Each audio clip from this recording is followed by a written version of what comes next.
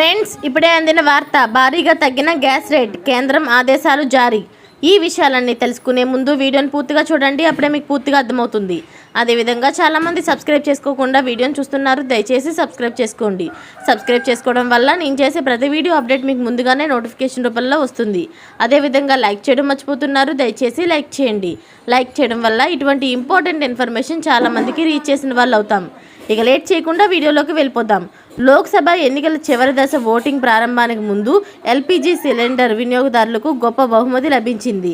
Oil marketing petroleum company LPG cylinder ధరను ₹72 తగ్గించాయి. ఈరోజు June 1 నుంచి ఢిల్లీ ₹69.50, కోల్కతాలో ₹72, ముంబైలో ₹69.50, చెన్నైలో ₹70.50 చొప్పున ఎల్పీజీ సిలిండర్ ధర తగ్గింది. ఈ మార్పు కేవలం వాణిజ్య సిలిండర్లో మాత్రమే జరిగింది.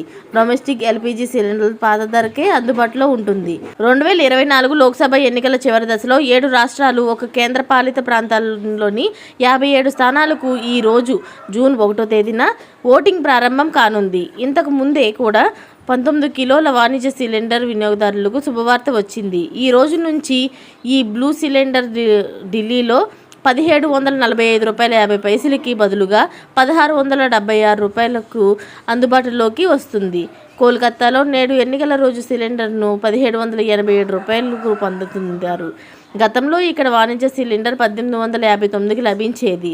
ముంబైలో నేటి నుంచి 19 కిలోల సిలిండర్ ₹1698.50కి బదులుగా ₹1629కే అందుబాటులోకి రానుంది.